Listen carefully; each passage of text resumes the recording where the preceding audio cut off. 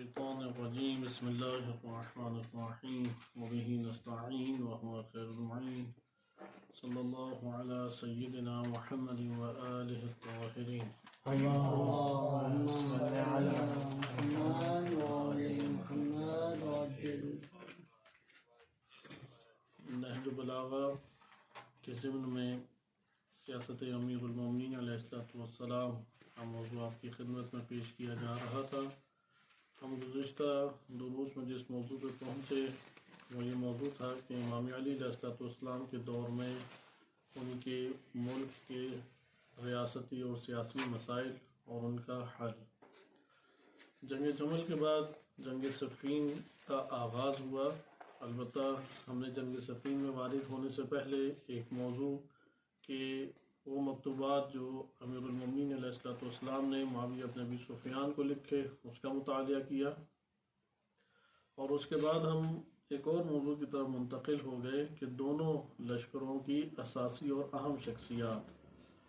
ہم نے معاویہ بن ابی سفیان کے لشکر کی دو اہم شخصیات کا تعارف پڑھا. ایک عمرو بن عاص ہے اور اس کا پھر تاریخ کے دامن میں جائزہ لیا، اور پھر دوسری شخصیت خود معاویہ بن ابی سفیان کہ اہل سنت کتب سے بھی آپ نے احادیث کو مطالعہ کیا، اور نہج البلاغہ کے ضمن میں بھی جو مختلف طرح کے اقوال یا مکتوبات میں جو اوصاف ذکر کیے گئے ہیں اس کو آپ نے مشاہدہ کیا. اگر ہم تاریخی کردار کے اعتبار سے معاویہ کی شخصیت کو دیکھیں تو گزشتہ درس میں گزر چکا ہے کہ ہر دور میں ایسی شخصیت کہ جو ظاہری طور پہ مذہبی چہرہ رکھتی ہے لیکن دنیا کی طرف مائل ہے اور دنیا داری اور اپنی حاکمیت کے لیے ہر طریقے کو اختیار کر کے اپنے اقتدار کو حاصل کرنا چاہتی ہے، اور ملک کے اندر قیس و کسرہ کے طور طریقوں کو رواج دینے والی شخصیت ہو، اور ملک کے جو امور ہیں وہ قیس و کسرہ اور ملوکیت کے انداز میں چلانے کی قائل ہو. اس کو ہم معاویہ سے مشابہ شخصیت قرار دے سکتے ہیں کہ آپ نے چند اوصاف اس ضمن میں ملاحظہ کیے. مثلا ایک وصف یہ دیکھا کہ اس کا ظاہری چہرہ دینی چہرہ ہوگا. نمبر دو، وہ اپنے اقتدار کے حصول کے لیے ہر جائز ناجائز طریقوں کو اختیار کرنا سیاست قرار دے کے اپنے لیے جائز قرار دیتا ہوگا.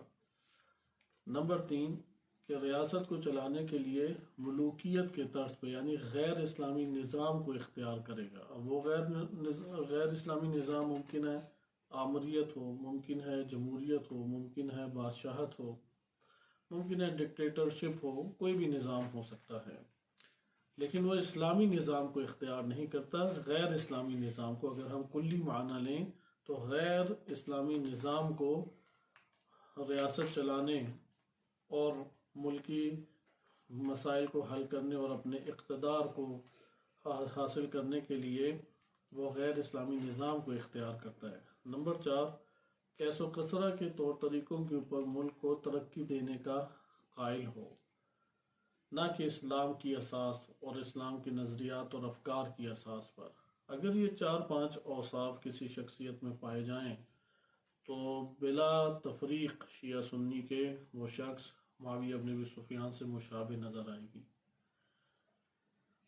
کیونکہ ان اوصاف کا امیر المومنین علیہ السلام و نظام امامت جو اللہ تعالیٰ نے امت کے لیے قرار دیا ہے اس سے واضح طور پہ ٹکراتا ہے. یہ ایک بیان ہمارے پاس ہو گیا. آج ہم دوسرے اب موضوع کے اوپر منتقل ہوتے ہیں. اگرچہ یہ گفتگو ایک نوع ہمارے لیے طولانی ہوتی جا رہی ہے کہ جس میں ممکن ہے کہ ایک نوع بوریت کا بھی احساس ہو، لیکن اس موضوع کو مکمل کرنا ہمارے لیے ضروری ہے تاکہ یہ جو اہم ترین نکات ہیں امیر المومنین علیہ السلام کی سیاست کے ضمن میں اور تجزیہ تحلیل کی جو قوت ہے سیرت امیر المومنین علیہ السلام سے حاصل ہوتے ہوئے وہ ایک سرمایہ تشیع ہے. یعنی یہ ایک کورس کی صورت میں ہر انسان کے سامنے معلومات ہونی چاہیے، یہ نقش ہونی چاہیے، باتیں یا یہ طور طریقے جو کلیات کی صورت میں سیاسی ایسے کلیات کہ جو امام علی علیہ السلام کی سیرت سے نمایاں ہوتے ہیں، ان کے افکار اور نظریات سے نمایاں ہوتے ہیں، اس کا مالک ہر شخص کو ہونا چاہیے، تاکہ وہ سیاست کی دنیا میں، اجتماعی دنیا میں وہ خطا نہ کرے کہ جو خطا آج سے 1400 سال پہلے امت اسلامیہ نے کی اور اس کا نتیجہ کربلا کا منظر دیکھنے کو امت کو ملا۔ لہذا وہ خطا جنم نہیں لینی چاہیے۔ اس لیے شیعہ بابصیرت ہوتا ہے۔ شیعہ سنی کا جو اختلاف کی اصل جڑ اور اساس ہے وہ سیاسی مسئلہ ہے، وہ تو توحید کے مسئلے کے اوپر اختلاف برپا نہیں ہوا، نبوت کے مسئلے کے اوپر اختلاف برپا نہیں ہوا، قیامت کے مسئلے پہ، اخلاقیات کے مسئلے پہ، فقہی احکام جیسے جس تک پہنچے وہ اس کے مطابق عمل کر رہا ہے۔ وہ ایک طبیعی سی چیز ہے کہ اس فرق کے ساتھ سامنے آئے کہ جب آپ اصل شخص اور اصل راہبر، اصل امام یا اصل خلیفہ کو نہیں برملا کریں گے تو یہ طبیعی سی چیز ہے، اختلاف پیدا ہوتا ہے۔ لہذا یہ والی معلومات ہمارے معاشرے کے اندر وہ نہ ہونے کے برابر ہیں۔ اور پھر ہمارے پاس کورس کے طور پہ خود نہج البلاغہ موجود ہے، نہج البلاغہ کی مکتوبات، نہج البلاغہ کے خطبات، شخصیات کا نام ہم نے کئی دفعہ سنا ہوا ہے، اور معاشرے ہمیشہ ایک تعظیم کے قائل ہو جاتے ہیں، اس سے آگے نہیں بڑھتے۔ شہید مطہر رحمۃ اللہ علیہ خود اس نوع تعظیم کے اوپر بھی اعتراض کرتے ہیں کہ یہ کیسا تعظیم اور تقدس ہے کہ قرآن کو آپ نے اٹھا کے اوپر چھپا کے ایک جگہ پہ لحاف میں لپیٹ کے ساری عمر رکھنا ہے، لیکن اسے پڑھنا نہیں ہے، اسے استفادہ نہیں کرنا۔ مردوں کو اگر ثواب بخشوانا ہے، جنات بگانے ہیں، کوئی برکات کا حصول لینا ہے، تب تو قرآن لحاف سے نکل آئے گا، لیکن اس کے علاوہ جس کے لیے مقصد جو قرآن کا تھا اس کو حل نہیں کرنا چاہتا۔ اور پھر دلیل کیا ہوتی ہے؟ دلیل معاشرے کے سرگردہ بعض افراد، ممکن ہے وہ علماء میں سے ہوں، ممکن ہے وہ دوسرے دانشوروں میں سے ہوں۔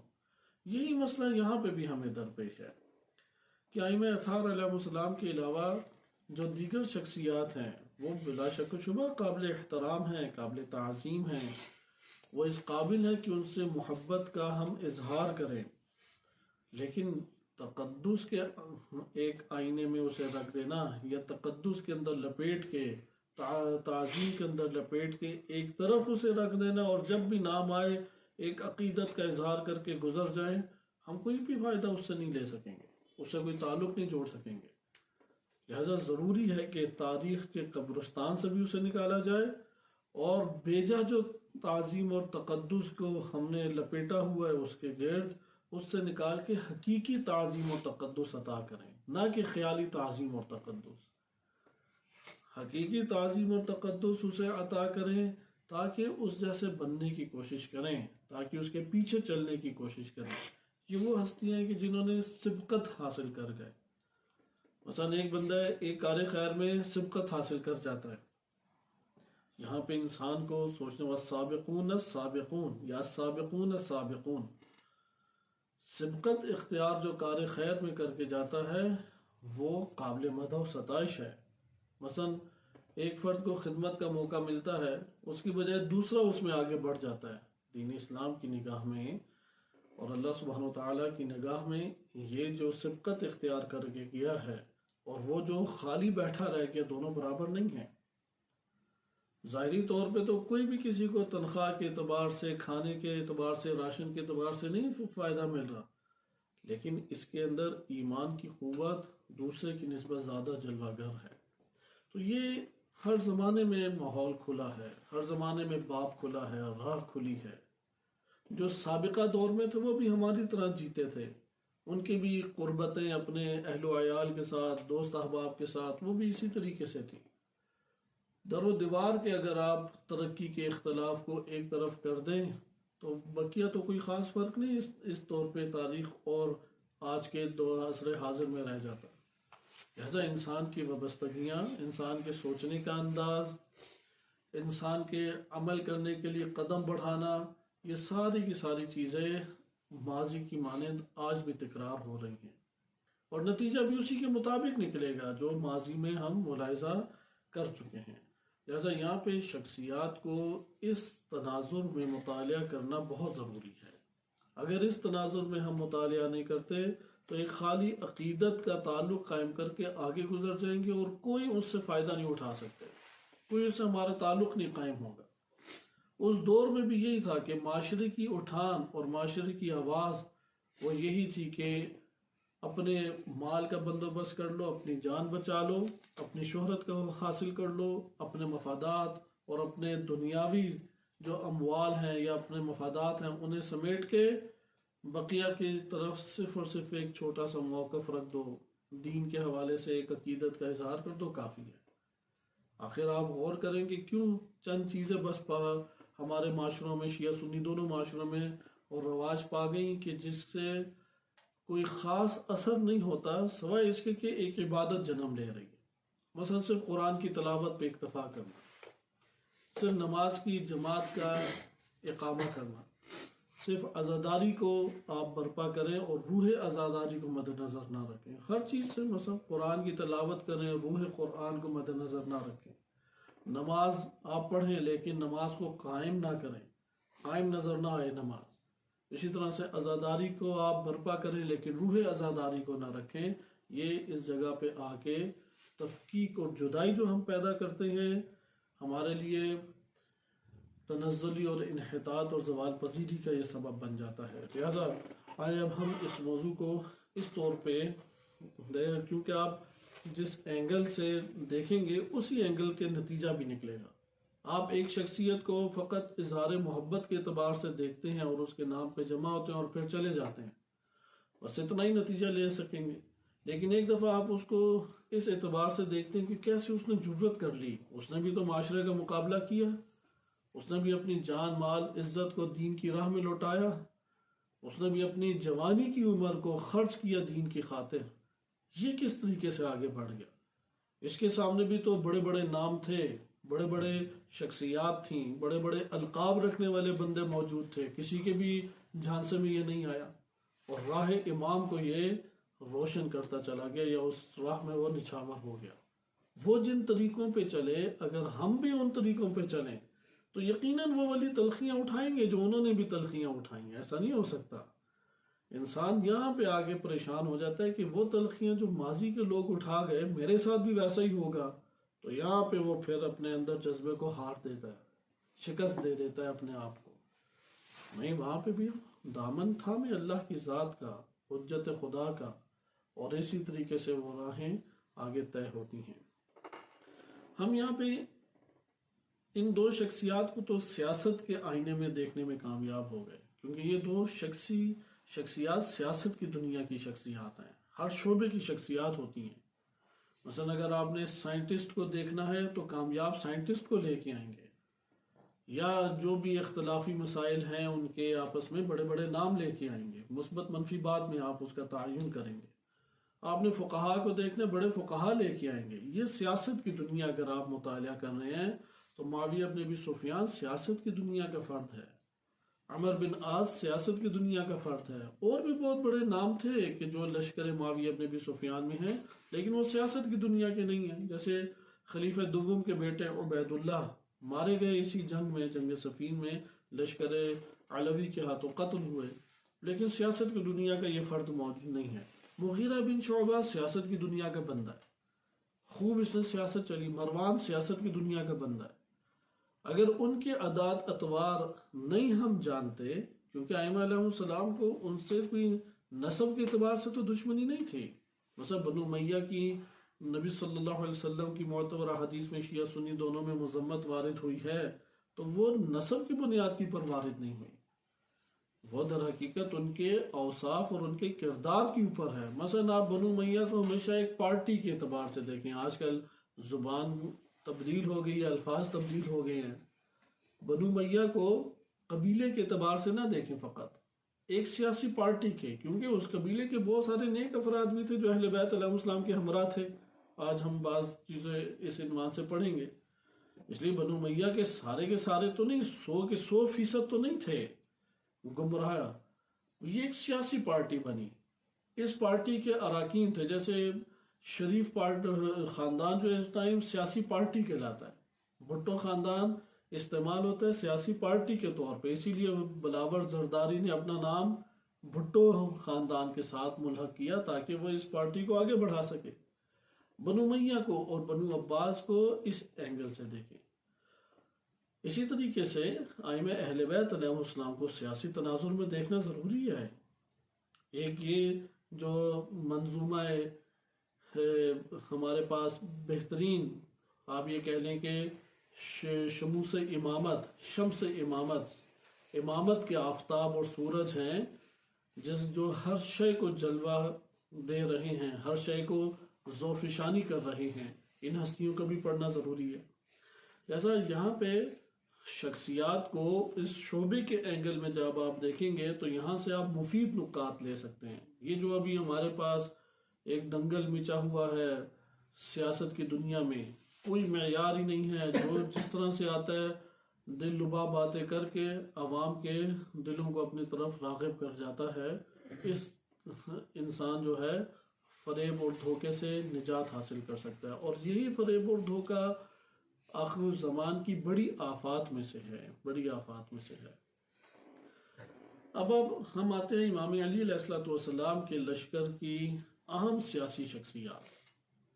اگر ان شخصیات کا ہم اس اینگل میں یا اس تناظر میں اگر ہم جائزہ لیں تو گفتگو ہماری طولانی ہو جائے گی۔ مثلا ایک سیاسی اہم شخصیات ہے جناب مالک اشتر، آپ پڑھ چکے ہیں۔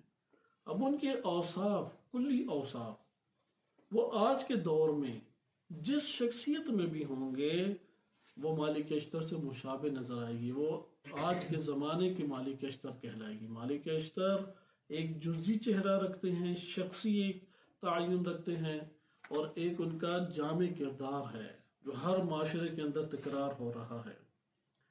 شخصی طور پہ دیکھیں تو مالک اشتر جو ہیں وہ مثلا ایک قبیلے سے تعلق رکھنے والی شخصیت ہے، اور ان کے بیٹے ابراہیم تھے، دونوں باپ بیٹا شہید ہوئے، اور چند آپ اور خصوصیات لے کے آ سکتے ہیں، لیکن ایک دفعہ آپ تاریخی کردار بنا لیتے ہیں، وہ کردار جو معاشرے کے اندر تکرار ہوتا ہے، وہ کردار جو اختیار کرنے کی انسان کو کوشش کرنی چاہیے، خصوصاً جو ہمارے زندگی کے چند دن باقی ہیں، ان باقی دنوں میں مالک اشتر جیسے بننے کی کوشش کریں، قلب کے اندر بن جائیں۔ مواقع کس کو کیا ملتے ہیں کسی کو نہیں پتا، قلبی طور پہ یعنی اندرونی ڈھانچہ اور سانچہ وہ اس کردار میں ڈھلا ہوا ہو۔ مالک اشتر کس شخصیت کو کہتے ہیں؟ مثلا اشارتاً ایک ایسی شخصیت کہ جو ہر میدان میں اپنی حجت کے ساتھ ہو، اپنے دور کی حجت کے ساتھ ہو ہر میدان میں۔ نمبر 2، مطیع محض ہو، ایسی اطاعت کہ جتنے بڑے بڑی سازشیں اس کے خلاف کھیلی گئی، جتنے بڑے بڑے شبہات معاشرے نے ایجاد کیے گئے، یہاں تک کہ قریبی سے قریبی بندہ جدا ہو رہا ہے لیکن یہ شبہات اس کے وجود کے اوپر اثر انداز نہیں ہو رہے، اس طرح کا مطیع محض۔ نمبر 3، انتہائی شجاع اور نڈر، یعنی اس نے اپنے وجود کو اور اپنی جانوں کو اللہ کے حوالے کر دیا، جیسے نہج البلاغہ میں امیر المومنین علیہ السلام کا بڑا خوبصورت فرمان ہے کہ اپنے جانوں کو آسانی سے اللہ کے حوالے کر دو، مشکل سے نہیں۔ ابھی اگر ہم اپنے وجود کے اندر جھانک کے دیکھیں تو ہمیں نہیں محسوس ہوتا کہ آسانی سے اللہ کے حوالے کر دیں گے۔ اللہ کے حوالے ایسے ہی ہے کہ امام کا حکم آئے کہ کل جنگ ہے، نکل کھڑے ہوں، اب جنگ میں پتہ ہے کہ ہمیں باقی نہیں رہنا، تو یہاں پہ بار بار انسان سوچے گا رہوں نہ رہوں، رہوں نہ رہوں، جیسے کاموں کے بارے میں سوچتے ہیں کروں یا نہ کروں، تو یہ بھی ایک بڑا کام ہے اپنے جانوں کو اللہ کے سپرد کر دینا۔ تو مالک اشتر وہ ہیں کہ جنہوں نے اپنے اندر جان اللہ کے سپرد کر دی ہوئی تھی، جان بچانے کا کبھی نہیں سوچتے تھے، جان کے محفوظ ہونے کا کبھی نہیں سوچتے تھے، یہ مالک اشتر۔ انہی میں سے ایک ہے سیاسی تدبیر۔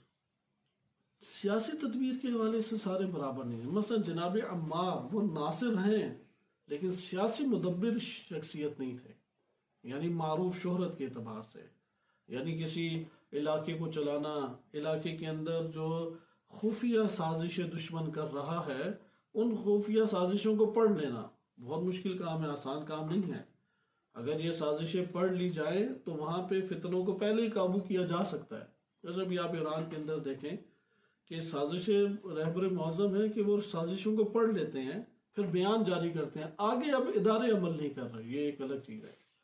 جو سازشوں کو پڑھ لے، سیاسی دنیا میں پوشیدہ اور خفیہ سازشوں کا مطالعہ کر کے پہلے سے آگاہ ہو جائے، یہ مالک اشتر کی شخصیت ہے کہ وہ ادارہ کرنا جانتا ہے، یعنی مینجمنٹ کرنا جانتا ہے۔ وہ فوج کی بھی مینجمنٹ جانتے ہیں اور پورے کے پورے ایک ملک کی بھی مینجمنٹ کو جانتے ہیں۔ مینجمنٹ کی صلاحیت چھوٹی صلاحیت نہیں ہے۔ ہو سکتا ہے کسی کافر میں اچھی صلاحیت ہو، جیسے بھی آپ غربی ممالک کو دیکھ رہے ہیں، ہو سکتا ہے کسی مومن میں ہو سکتا ہے کسی منافق میں ہو، اور ہو سکتا ہے کہ آپ انہی شرائط کی بنیاد پہ آپ اس سے استفادہ بھی کریں، لیکن یہ جو مینجمنٹ کی صلاحیت کا ہونا ہے یہ قلیل افراد میں پائی جاتی ہے۔ ہمارے ہاں ایک دیسی طریقہ ذہنیت چلتی ہے، جس کے ہاتھ میں پیسہ آپ بھی کر لیں گی جی پیسہ ہو، آپ کسی کی تعریف کریں کہ فلاں بڑا اچھا اور بڑا منظم مدرسہ چلا رہا ہے، یا فلاں نے ماشاءاللہ بڑی زحمت کی ہے اور اتنے طلاب جمع کیے ہیں اور ان کی تربیت کے لیے اپنے آپ کو وقف ایک نو کیا ہوا ہے، تو اگلا کہتا ہے کہ آپ کے پاس پیسہ ہو دوسرے آپ کو دیں گے تو آپ بھی کر لیں گے۔ اگر اتنا یہ آسان ہوتا اسے کہیں کہ آپ ایک ترتیب میں اپنے کپڑے رکھ کے دکھائیں نا الماری میں، تو تب پتہ لگے کہ آپ ایک ادارہ بھی آپ چلا سکتے ہیں۔ ایک ادارے میں اگر کسی جگہ پہ چیزیں اپنی جگہ پہ مرتب ہیں، قانون کی رعایت وہاں پر موجود ہے، تو سمجھ لیں کہ ادھر ایک بندے نے ایک نو اپنی زندگی وقف کی ہوئی ہے، نہ کوئی اسکول، نہ کوئی یونیورسٹی، نہ کوئی بزنس مین کا ادارہ، کمپنی، کوئی بھی چیز اس کے بغیر نہیں چلتی مینجمنٹ کے۔ اگر ایک بزنس مین کے پاس اچھی مینجمنٹ ہو اور فہم ہو کہ کون سی چیز کس موقع کے اوپر میں نے فروخت کرنی ہے، وہ بڑا تاجر بن جاتا ہے۔ ایک انسان ہے اس کو مینجمنٹ کا سلیقہ ہی نہیں ہے، اور آپ اسے کروڑوں روپے دے دیں وہ کچھ بھی نہیں کما سکے گا۔ سلیقہ انسان کے پاس ہونا چاہیے۔ لہذا مالک اشتر رضی اللہ عنہ ان کی ایک خصوصیت یہ تھی، سیاسی مدبر تھے، اس لیے امیر المومنین علیہ السلام سر فہرست مشکل سے مشکل ترین جگہ کے اوپر اس کی مدیریت جناب مالک اشتر کے حوالے کرتے تھے۔ جیسے شام کے بارڈر کے اوپر جتنے علاقے تھے، پہلے ہیڈ، کیونکہ شام کے بارڈر دو طرح سے بنتا تھا، ایک کوفہ کی جانب سے، عراق کی جانب سے، اور ایک مصر کی جانب سے۔ تو جو عراق کی جانب سے بارڈر بنتا تھا ان سب علاقوں کے اوپر حاکم جناب مالک اشتر کو ٹھہرایا، اسے کہتے ہیں الجزیرہ کا حاکم قرار دینا۔ الجزیرہ کے انڈر بقیہ آ جاتے تھے، اور جب پھر مصر کے حالات خراب ہوئے تو اس جگہ کو خود امام نے سنبھالا اور وہاں پہ مالک اشتر کو بھیج دیا۔ اب یہ آپ نے اہم خصوصیت آپ نے ملاحظہ کی، یہ 4-5 خصوصیات جس شخصیت میں ہو آپ کہیں گے کہ یہ اس عصر کا مالک اشتر ہے، لیکن اس کی ساری صلاحیتیں، یہ صلاحیتیں کیا کسی اور بندے میں نہیں تھیں؟ ہاں دیگر افراد میں بھی پائی جاتی تھی، لیکن وہ راہ الہی میں نہیں تھیں، راہ شیاطین میں تھیں۔ ایسا نہیں ہے کہ شجاع اور نڈر فقط اور فقط دین اسلام کے اندر ہی ہیں، دیگر صلاحیتوں کے مالک باطل راہوں کے اوپر ہیں، تبھی تو وہ غلبہ حاصل کرتے ہیں۔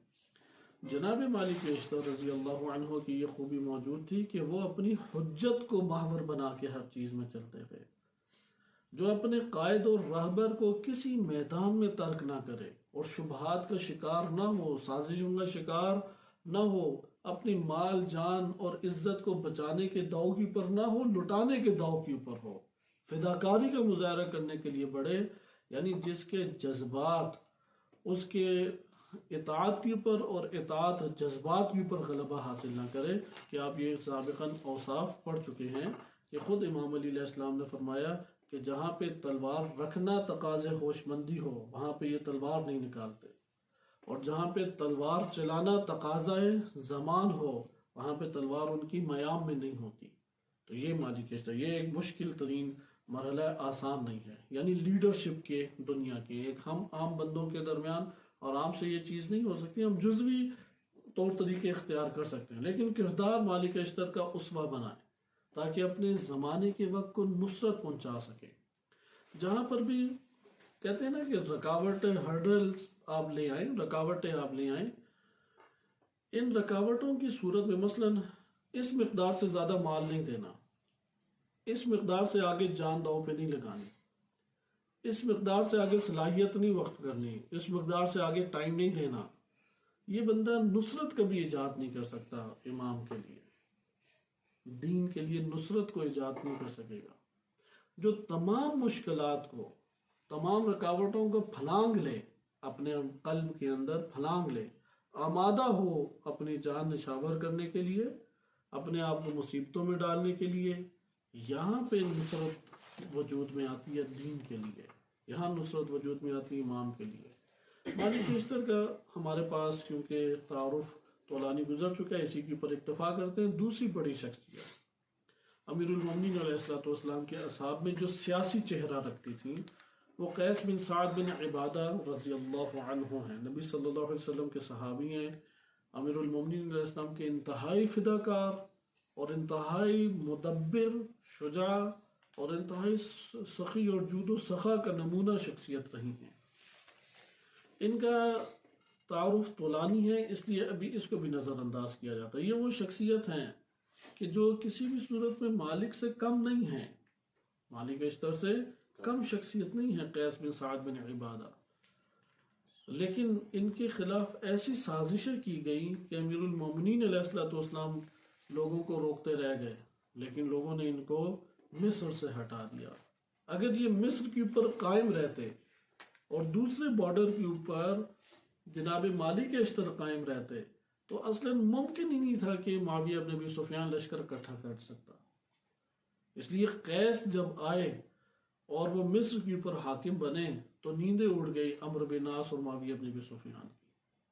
تو انہوں نے کہا کہ یہاں سے تو ہم کچھ نہیں کر سکتے، شام سے بیٹھ کے، شام کا بارڈر مل رہا ہے اب مصر سے، شام سے ہم اسے نہیں ہٹا سکتے، ہم ہٹا سکتے ادھر سے بھی نہیں ہیں جہاں سے مالک اشتر کے انڈر ہے، ہم ہٹا سکتے ہیں علی ابن ابی طالب علیہ السلام کے ارد گرد جو لوگ ہیں۔ انہوں نے شام سے بیٹھ کے سیاسی طور پہ پروپیگنڈا مشینری کے ذریعے سے امام علی علیہ السلام کے آس پاس کے افراد کے اوپر سیاست کی، کیونکہ جانتے تھے یہ بے شعور افراد ہیں، یہ بے بصیرت افراد ہیں، یہ نعرے لگانے والے ہیں، شور مچانے والے ہیں، یعنی آپ یہ کہیں کہ نیازیں بانٹنے کے لیے آگے آ جائیں گے، جان کی بات آئے، معاملہ فہمی کی بات آئے، یہاں پہ اپنی ہمت ہار دیتے ہیں۔ ان کو اغوا کیا انہوں نے پروپیگنڈوں کے ذریعے سے۔ پروپیگنڈوں کو اگر آج سمجھنا ہے کسی نے اچھے طریقے سے تو یہاں پہ ایران میں آئے اور حکومت کے بارے میں موقف دریافت کرے لوگوں سے۔ آپ انہیں کہیں گے یار تم جو بات بیان کر رہے ہو، انہوں نے پچھلے دنوں، کل کی شاید بات ہے، تہران میں رات کے ایک زیادہ رات کا پہر گزر چکا تھا، 11-12 بجے، ایک خاتون کو پکڑا، 20-21 سال عمر تھی، ہاتھ میں اس کے ریوالور تھا، تو انہوں نے پکڑ کے اب اس سے انٹرویو لیا۔ انہوں نے لازمی آتا اس خاتون کو کیا انہوں نے کرنا، ہر ایک کو پکڑ کے جیلوں میں تو نہیں ڈال سکتے، تو کہا کہ تم کیوں باہر نکلی ہو؟ کہا کہ ہم نظام تبدیل کرنا چاہتے ہیں۔ کہا کہ کر لو گی اکیلے نظام؟ کہا نہیں۔ کہا جب تمہیں یقین نہیں کر سکتی تو اس ٹائم کیوں نکلی ہو؟ پھر کہا یہ ریوالور ہاتھ میں کیوں ہے؟ کہتے ہیں کہ حالات اچھے نہیں ہیں۔ کہا کہ حالات اچھے نہیں ہیں تو پھر رات کے اس ٹائم کیوں باہر آتی ہو؟ تو گھر میں رو، جب سارے مرد گھر کے اندر گزر رہے ہیں تو تنہا عورت کا نکلنا کیا فائدہ رکھتا ہے؟ تو کہا کہ یہ جو اسلحہ لے کے آ رہی ہو اسے کیا چاہتی ہو؟ اس نے کہا کہ اپنا دفاع کروں گی۔ کہا کہ جو تم جن کا ساتھ دے رہی ہو اگر وہ آ گئے تو تمہیں کیا مل جائے گا؟ بالفرض فرض کرتے ہیں نظام تبدیل ہو گیا، جن کی تم مدد کرنا چاہتی ہو وہ سارے کے سارے ہیں، کیا ہوگا؟ کہتے آزادی مل جائے گی۔ کہا کہ کیا آزادی میں کیا کرو گی؟ جیسے اس ٹائم باہر آئی ہو آ جاؤ گی؟ کہا کہ ہاں۔ کہا کہ اور کیا ہوگی؟ کہا کہ پڑھائی میں پڑھ سکوں گی۔ کہا ابھی پڑھ رہی ہو؟ کہا ہاں پڑھائی پڑھ رہی ہوں۔ کہا کسی نے روکا کبھی؟ کہا نہیں روکا۔ کہا کہ اور کیا ہوگا؟ کہا کہ گھر بار اچھا چلے گا۔ کہا ابھی چل رہا ہے؟ کہتے ہاں چل رہا ہے۔ تو کہتا پھر نکلی کیوں ہے نظام؟ یہ تو تمہیں بھی مل رہی ہیں ساری چیزیں۔ پروپیگنڈے کا شکار ہوئی بھی ہے وہ دیکھیں کس طریقے سے باہر ایک خاتون نکلتی ہے۔ اب آپ اسے یہ ساری باتیں بتا رہے ہیں، وہ اگلا آئے گا وہ پھر پروپیگنڈا کر جائے گا۔ یہ امام علی علیہ السلام کے دور میں بھی مسئلہ تھا۔ انہوں نے اتنا دباؤ ڈالا کہ قیس کے بارے میں امیر المومنین علیہ السلام کو سرکاری آرڈر جاری کرنا پڑا کہ میں معزول کرتا ہوں مصر سے اسے، لہذا وہاں پہ ایک نو جیت ہوگی اس کی۔ بہرحال قیس کو بھی ہم بلائے طاق رکھتے ہیں۔ تیسری ہمارے پاس جو ایک اہم شخصیت ہیں وہ ہاشم مرقال، ہاشم بن عتبہ۔ یہ جو چند شخصیات ہیں ان کو اب ہم ایک اور طریقے سے پڑھتے ہیں تاکہ چند افراد ہمارے سامنے آئیں۔ ان میں ایک اور بڑی شخصیت ہے عمار، ایک بڑی شخصیت ہے حجر بن عدی۔ عمار اور حجر بن عدی یہ میدان کے بندے ہیں، یہ سیاست کی دنیا کے بندے نہیں ہیں، یہ میدان کے اندر عمل پیرا ہونے والے بندے ہیں، یعنی جنہوں نے آگے بڑھ کے اطاعت کرنی ہے اور پوری جان داؤ کے اوپر لگا کے جو حکم آئے اس کے اوپر آگے بڑھ جانا ہے، اس کو کہتے ہیں کہ میدان کے بندے۔ یہ جو پوسٹوں کے اوپر اور منصبوں کے اوپر ہوتے ہیں چند افراد ہی ہوتے ہیں، باصلاحیت لانے چاہیے، ہر ایک کو نہیں قبول کرنا چاہیے، موروثی بھی نہیں قبول کرنا چاہیے، فلاں مدرسے کا پڑھا ہوا ہے بس اسی کو لے کے آؤ، فلاں استاد سے پڑھا ہوا ہے بس اسی کو لے کے آؤ، نہیں، یہ کوئی موروثی چیزیں نہیں ہیں۔ اگر اولاد نبی و اولاد امام ہو تب بھی وہ معیار کے بغیر نہیں آ سکتی، معیار مد نظر ہے۔ لیکن زیادہ افراد کو کیا کرنا چاہیے؟ زیادہ افراد کو مثل عمار بننا چاہیے۔ عمار جو ہے وہ علامت ہیں ایک شیشے کی، وہ علامت کسی کیا ہے؟ اب ہم انشاءاللہ وارد ہوں گے ان کی شخصیت کے بارے میں تھوڑا بہت پڑھیں گے اور وہ شواہد کے دور میں پڑھیں گے۔ مثلا اگر چند علامات اگر کسی فرد میں پائی جائیں آج کے دور میں، آپ کہہ سکتے ہیں کہ یہ اس زمانے کا عمار ہے۔ وہ جو عمار تھے ان کا اپنا مقام، لیکن وہ عمار جس اعتبار سے لشکر علوی میں پہچانے گئے یا اہل بیت علیہ السلام سے تعلق کی بنیاد پہ پہچانے گئے، وہ ہمارے مد نظر ہے۔ بقیہ تو ہر ایک کا اپنا ایک مقام معنوی ہے ہی ہے، نہ ہمیں اس کا علم ہو سکتا ہے نہ ہم اس کی پر فائز ہو سکتے ہیں، لیکن وہ اہل بیت سے اس کے تعلق کی بنیاد پہ جو اوصاف نظر آتے ہیں اور اس کی بنیاد پہ اہل بیت علیہ السلام کی ان کی مدح و ستائش کی اور انہیں ابھار کے ذکر کیا، یہ ہمارے لیے مہم ہے۔ عمار میدان کے بندے ہیں، یعنی وہ بازو کی حیثیت رکھتے ہیں، انہوں نے چلنا ہے، انہوں نے کام کرنا ہے، انہوں نے اترنا ہے کن جگہوں کے اوپر جہاں کوئی حمایت کرنے والا نہیں ہے۔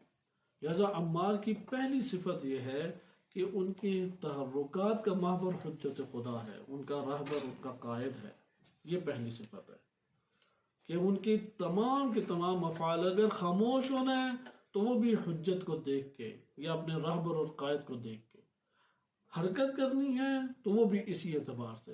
پھر حرکت کے بھی مدارج ہیں، کون سا تحرک برپا کرنا ہے، اس لیے ان کی چند اوصاف اور صفات ہے۔ تو پہلی چیز کیا ہوگی؟ ان کے محور ہے وہ دین ہے، آپ دین کے، آپ اللہ تعالیٰ کی ذات کے یا آپ حجت خدا کے، یہ ایک ہی طول میں سفر بن جاتا ہے، کیونکہ اصل اللہ سبحانہ و تعالیٰ تک پہنچے گا انسان دین کے ذریعے سے، اور دین کا محور، وہ دین اور دنیا دونوں کا محور اللہ سبحانہ و تعالیٰ نے حجت الہی کو قرار دیا ہوا ہے۔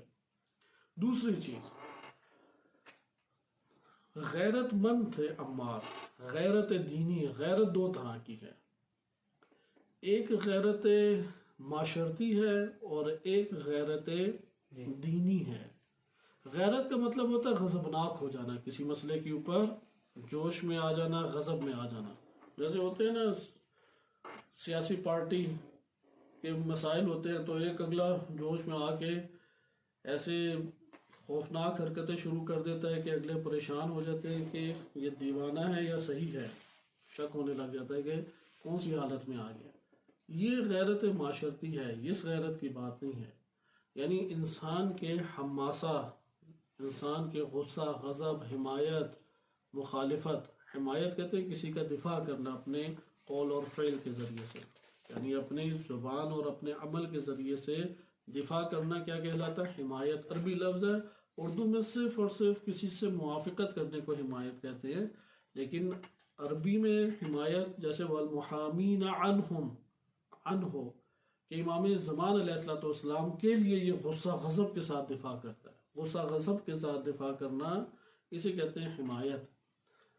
غیرت دینی کے مالک تھے، اس لیے صحیح السند روایات میں وارد ہوا ہے مکتب اہل بیت علیہ السلام میں ائمہ اطہار علیہ السلام سے کہ عمار یاسر وہ قبول نہیں کرتے تھے کہ زمین کے اوپر گناہ جنم لے۔ اگر دور میں، آج کے دور میں ہم واقعاً لشکر امام زمان علیہ السلام و انصار و اصحاب امام زمان علیہ السلام میں سے ہونا چاہتے ہیں، اولاً خود گناہ نہ کریں، وہ تو لازم ہی لازم ہے۔ ادھر اکتفا صحیح نہیں ہے، یہ جو بیان کرتے ہیں ادھر اکتفا کر لیے، اس سے تو اصحاب نہیں بنتے، اس سے تو شیعہ نہیں بنتا، اس سے موالی بن جاتا ہے، چاہنے والا بن جاتا ہے۔ اصحاب میں اگر کوئی آنا چاہتا ہے، اصحاب میں، کیونکہ عمار صحابی میں سے ہیں، اصحاب امیر المومنین علیہ الصلوۃ والسلام میں سے ہیں، وہ کہ گناہ وجود میں آئے میں یہ قبول نہیں کروں گا، صحیح ہے؟ انہیں نہیں قبول تھا کہ اللہ کی معصیت کی جائے، اس لیے اللہ کی معصیت کو دیکھ کے بلند آواز میں مخالفت کرتے تھے، ٹکرا جاتے تھے اگلے بندے سے۔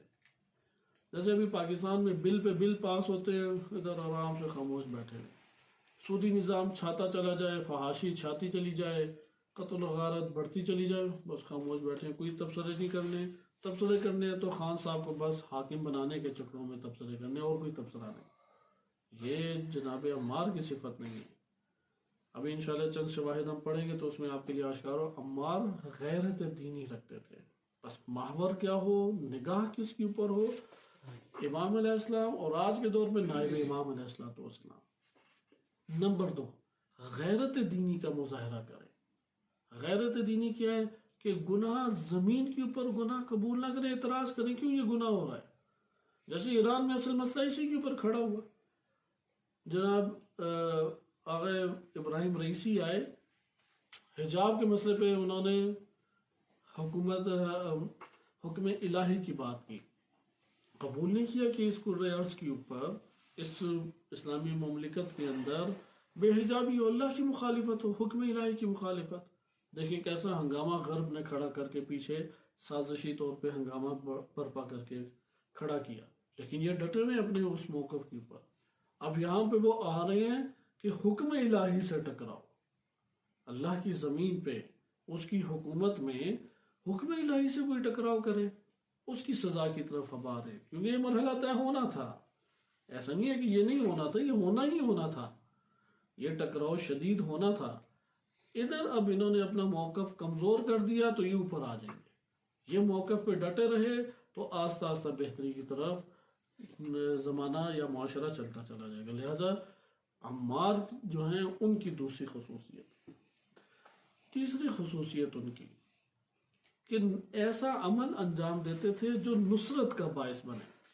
ضروری نہیں ہے کہ ہر جگہ جان ہی لوٹا دے ہمیشہ اپنی، ایسا عمل انجام دیتے تھے جو نصرت کا باعث بنے۔ ممکن ہے کسی جگہ پہ تقیہ کرنا نصرت کا باعث بنے، ممکن ہے کسی جگہ پہ صرف عبادات کو انجام دینا نصرت کا باعث بنے، خاموشی اختیار کر لینا نصرت کا باعث ہے۔ نصرت کے اوپر ان کی توجہ تھی کہ حجت کو نصرت پہنچے، دین کو نصرت پہنچے۔ ابھی ہمارا سارا تفکر یہ ہوتا ہے کہ ہمیں ثواب بس حاصل ہو جائے، ہم فلاں ثواب حاصل کر لیں، فلاں تمغہ لگا لیں، یعنی حاجی بھی ہے، زائر بھی ہے، عمرہ کرنے والا بھی ہے، عالم بھی ہے، حافظ بھی ہے، فقیہ بھی ہے، فلاں فلاں سب چیزیں ہیں۔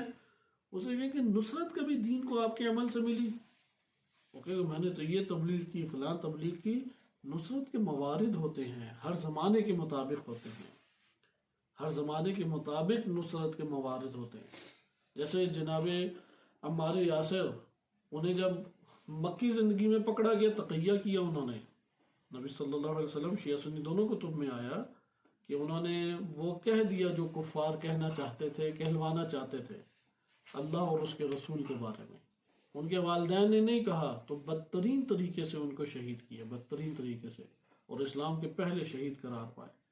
یعنی وہ واحد شخصیت ہیں کہ جن کے ماں باپ دونوں ہی شہید ہیں اور بیٹا بھی شہید ہے۔ ابتدائی اسلام سے شہادت کا ذائقہ ابتدائی زندگی میں ہی انہوں نے چکھا۔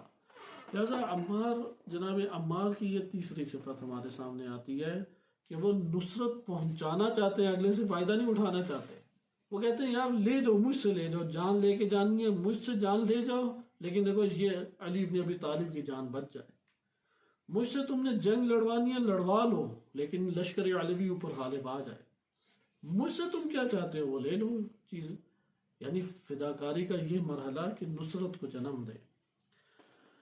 چوتھی چیز، جنگ کے بندے تھے یہ، ہوتا نا فوجی ٹائپ بندے۔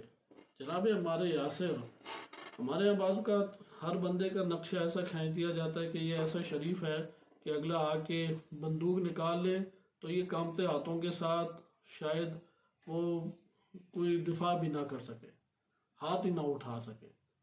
نہیں، ایسی صورت نہیں تھی۔ یعنی جیسے عموماً علماء کے اور جو تحقیقی امور اور دفتری امور میں زندگی بسر کرنے والے ہوتے ہیں، ان کے نرم و نازک ہاتھ پاؤں ہوتے ہیں، وہ زیادہ نہیں لڑ جھگڑ سکتے۔ لیکن عمار وہ فوجی ٹائپ بندے تھے، یعنی فوج کے بندے مضبوط جسم کے مالک ہوتے ہیں، تلوار چلانا جانتے ہیں، وزن اٹھانا جانتے ہیں، سختیوں میں اپنے آپ کو جھیلنا اور ڈالنا جانتے ہیں۔ لہذا فوج کے افراد میں سے تھے جناب عمار۔ اچھا، جناب عمار کی پانچویں جو اہم صفت ہے وفاداری ہے، کیونکہ انسان کے اوپر مختلف زندگی کے اوقات آتے ہیں۔ ایک وقت ہے تازہ جوانی کی عمر ہے، نہیں اس کے ہاتھ پاؤں اتنے مضبوط۔ ایک وقت ہے کہ اوج جوانی ہے، ایک وقت ہے کہ اب شادی شدہ ہے، ادھیڑ عمر شروع ہے، ایک وقت ہے بڑھاپا آ گیا، ہاتھ کانپ رہے ہیں۔ ایک مرحلے میں بھی آپ کو عمار وفا سے دور نظر نہیں آئیں گے۔ یہ ہے وفا۔ 90 یا 92 92 ایئرس کی عمر میں یا 90 ایئرس کی عمر میں شہادت ہے جناب عمار کی۔ جب صفین میں گئے اور بیٹھے تو ہاتھ کانپ رہے تھے ان کے۔ شجاع اور نڈر تو تھے یہ، کیونکہ بقیہ جو صفات بیان کی وہ شجاعت کے بغیر نہیں ہو سکتی، لیکن ہاتھ ان کے کانپ رہے تھے۔ ادھر آپ یہ دیکھیں کہ بڑھاپے کی بھی عمر میں بہانہ نہیں بڑھاپے کو بننے دیا۔ یہ اصحاب امیر المومنین خالص اصحاب امیر المومنین تھے۔ جیسے یہ جو پانچویں صفت ہے وفا کی، ممکن ہے آپ کہیں کہ یار میں تو جنگی بندہ نہیں، اس کا مطلب عمار نہیں ہو سکتا۔ نہیں، عمار فقط جنگی بندوں کہ نہیں، آپ ہر شعبے کی اپنی صلاحیت ہیں، اس صلاحیت میں آگے نکلے آپ عمار ہیں۔ مثلا جیسے آیت اللہ مصباح یزدی رحمۃ اللہ علیہ، انہیں عمار رہبر کہا کرتے تھے، نور رہبر، عمار رہبر، کیونکہ انہوں نے تمام جگہوں پہ جب بڑی بڑی شخصیات نے رہبر معظم سے نگاہیں مول لی یا مخالف گروہ میں جا کے کھڑے ہو گئے، یہ نامور شخصیت مصباح یزدی نامور شخصیت ہے جنہوں نے رہبر معظم کا دفاع کیا۔ لیکن دفاع کیسے کیا؟ صرف زبان سے نہیں، کوئی نامہ نہیں جاری کیا، کوئی رسالہ، کوئی لیٹر نہیں، ایسا نہیں ہے۔ عمل کے ذریعے سے ادارہ بنایا اور اس ادارے سے ایسے عمل کو انجام دیا جس سے موافقین اور حمایتی گروہ رہبر معظم کا پیدا ہو۔ کیونکہ اس کے مقابلے میں ایک گروہ رفسنجانی صاحب نے بنایا تھا جو ملک کے جوانوں کو باہر کے ممالک میں بھیجتے تھے، وہ اعلیٰ تعلیم لے کے آتے تھے، ڈگری اور وہی اس کی اساس کے اوپر بڑے عہدوں پہ لگتے تھے۔ انہوں نے کوئی تفریق نہیں کی، انقلابی غیر انقلابی کچھ بھی نہیں۔ تو زیادہ تر خائن افراد پھر آئے، فاسق فاجر آئے، ایران کے عہدوں کے اوپر آ کے بیٹھ گئے۔ اب یہاں پہ انقلاب و خطرہ شروع ہو گیا، کیونکہ یہ انقلابی حلقہ لے کے جاتا تو کہتے ہیں آپ کی ڈگری ہی نہیں اس کے قابل کہ آپ کو یہاں پہ جگہ ملے۔ تو یہاں پہ آیت اللہ مصباح یزدی رحمۃ اللہ علیہ نے ادارہ بنایا کہ معروف ترین قوم میں ادارہ ہے، مؤسسہ امام خمینی رحمۃ اللہ علیہ کے عنوان سے۔ انہوں نے اس ادارے سے اسکالرشپ کے اوپر باہر متدین اور انقلابی طبقے کو بھیجا، اس کا پیسہ جو ہے وہ کرپشن کا شکار نہ ہو، پیسے کو مہیا کرنا، ان کے افکار کو منظم کرنا، فکری ان کی تربیت کرنا، پھر ان کو کامیابی کے ساتھ باہر کی یونیورسٹیز میں بھیجنا اور اس ماحول سے بچائے رکھنا، پھر وہ واپس آئے اور ان کو اعلیٰ عہدوں تک پہنچانا۔ یہ کام آیت اللہ مصباح یزدی نے کیا۔ اس ٹائم ابھی ایک جنگ کی حالت میں یہ منصب چل رہے ہیں۔ یہ جو سازشیں کامیاب ہو جاتی ہیں، یہ منصبوں کے اوپر وہی خائن طبقہ جو باہر سے پڑھ کے آئے اور فسق و فجور کا شکار ہے اور غربی ماڈل اور اس کے ثقافت کلچر میں ڈھلا ہوا ہے، وہ یہ سارے مسائل کھڑے کرتے ہیں۔ ادھر سے اب جب دوسری طرف آئے تو ادھر متدین طبقہ کم تھا، لیکن اب ادھر ٹکراؤ کی کیفیت، پہلے ٹکراؤ کی کیفیت نہیں تھی اس لیے نظام الٹنے کے قریب تھا، اب ادھر ٹکراؤ کی کیفیت پیدا ہو گئی۔ اب یہ بیدار ہیں، آگے اس طور پہ افراد کو چلا رہے ہیں، یونیورسٹی میں پڑھا رہے ہیں، اور یہ دانشجو یا آپ یہ کہیں کہ یونیورسٹیز کے اسٹوڈنٹس کو جنم دے رہے ہیں. لیکن آپ نے دیکھا کہ نصرت کو جنم دیا جو اس پر چاہیے تھی. اس وقت کوئی ایسا فرد چاہیے جو ادارہ بنائے، انتہائی مخلص ہو، امانت دار ہو، اور محکم فکری ایک صلاحیت کا مالک ہو، اور وقف کرے اپنی شخصیت کو اس ادارے کے اندر. انہوں نے آیت اللہ مصباح یزدی نے یہ کام کیا. لہذا وہ اگر فقہ دنیا میں جاتے بقیہ فقہا کی طرح تو مراجع میں سے ایک حتمند مرجع تقلید تھے، لیکن مرجع تقلید کی شہرت کو ایک طرف رکھا. جو ان کے سامنے خدمت کا موقع تھا اس کے لیے انہوں نے اپنی زندگی کو اللہ سبحانہ وتعالیٰ کی راہ میں دے دیا. جیسا جناب ہمارے یاسر کی یہ خصوصیات تھیں جو آپ نے ملاحظہ کی، بقیہ ہم اس کے دوران پڑھیں گے. اور بھی چند میدانی شخصیات ہیں کہ جو میدان کے ہیرو تھے. مثلا حجر بن عدی میدان کے بندے تھے، اس لیے آپ نے نہیں دیکھا کہ کبھی انہیں لیڈر بنایا ہو، انہیں کوئی علاقہ دیا ہو. اور بہت سارے اصحاب ہیں، تقریباً ایک کتاب میرے سامنے جو ہے اصحاب امام علی علیہ السلام 1114 صحابی امیر المومنین علیہ السلام.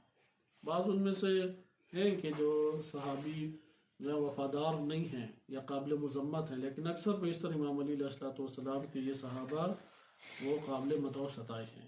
میں آپ کے سامنے چند روایات پڑھتا ہوں اور ایک خطبہ اور اس کے اوپر اختتام کرتے ہیں، اور انشاءاللہ تعالی ایک دو درسوں کے بعد عملاً جنگ صفین میں وارد ہوں گے. لیکن جنگ صفین کو اگر ہم نے داستان اور کہانی کی طرح پڑھ دیا تو پھر تو کوئی فائدہ نہیں ہے. وہ تو کوئی بھی کوئی کتاب اٹھائے اسے پڑھ لے. لیکن اگر ہم نے جنگ صفین کے عوامل کے اسباب کیا بنے اور افراد اور شخصیات کا اس کے اندر کیا کردار تھا، کیونکہ یہ بہت بڑا ایک سوال ہے، بہت بڑا سوال کہ 90% ملک امام علی علیہ السلام کے ہاتھ میں، پورے ملک کا بیت المال، پورے ملک کی انٹیلیجنس، پورے ملک کی فوج، پورے ملک کی عدالتیں سب امام علی علیہ السلام کے ہاتھ میں. تو کیسے یہ جو 10% یا 5% حصے کے اوپر باغی گروہ تھا وہ غلبہ پیدا کر گیا؟ بہت بڑا ایک سوال ہے یہ. اور یہ آج کے دور میں بھی ہمارے لیے عبرت ہے. آج کے دور میں بھی ایسا نہیں ہے کہ معاویہ بن ابی سفیان کے پاس کوئی فوج تھی، کوئی انٹیلیجنس تھی، کوئی بیت المال کھلا ہوا تھا. نہیں، یہ ادھر کے ہیں، جیسے کہ انشاءاللہ ابھی خطبات میں آئے گا کہ معاویہ نے چند اوباشوں کو اکٹھا کر کے تمہارے مقابلے میں لے آیا ہو، اور تم اب اس سے ٹکراتے ہوئے گھبراتے ہو. تو یہاں پہ آپ دیکھیں نا کہ کیا چیزیں ہیں. یہ جو میں نے اوصاف آپ کی خدمت میں بیان کیے ہیں یہ ناپید ہیں اس وقت. اگر یہ عام نہیں ہوں گے شیعہ دنیا کے اندر، نصرت امام زمان علیہ السلام جنم نہیں لے گی. کیونکہ معجزہ اگر امام زمان علیہ السلام کے ظہور معجزہ ہی ہو تو معجزہ بہت پہلے ہو جانا چاہیے تھا. وہ تو اپنے طبی عوامل کے اوپر ہوگا ظہور، اور طبی عوامل کے لیے یہ صلاحیتوں کے مالک افراد کثیر ہونے چاہیے، اور ہوں گے. جیسا کہ بھی آپ نے جناب قاسم سلیمانی رحمۃ اللہ علیہ کو دیکھا کہ واقعی رہبر معظم کے لیے مثل عمار تھے. وہ عمار زمان آپ کہہ سکتے ہیں، یا آپ رہبر معظم اور سید حسن نصر اللہ حافظہم اللہ ان کو آپ کہہ سکتے ہیں کہ جناب حسن نصر اللہ وہ مالک اشتر زمان ہیں. مالک اشتر زمان کی مانند ہے وہ، کیونکہ سیاسی خوب تدبیر جانتے ہیں، خفیہ سازشوں کو حزب اللہ کے اندر اور بیرونی طور پہ پڑھ لیتے ہیں، اور رہبر سے ہٹ کے ایک فیصلہ نہیں کرتے. چاہے پوری حزب اللہ ایک طرف ہو، اور کئی موارد ایسے آئے بھی ہیں حزب اللہ کے عمائدین کا موقف ایک طرف، اور رہبر کی طرف سے جو اشارہ مل رہا ہے، صرف اشارہ، حکم نہیں آیا ان کی طرف سے، احتمال دے رہے ہیں کہ یا ان کو اظہار ہو رہا ہے سید حسن نصر اللہ کو کہ رہبر نے یہ بیان کیا ہے، فوراً رہبر کی تائید کرتے ہیں، ان سب کو ترک کر دیں گے. یہ خود ادھر تقریر انہوں نے کی ہمارے مدرسے میں. عراق کے معروف عالم ہیں سید ہاشم الحیدری، انہوں نے یہ واقعہ سید حسن نصر اللہ کے بتایا کہ وہ احتمال اگر ہو کہ رہبر یہ چاہتے ہیں اس احتمال پر بھی عمل کرتے ہیں.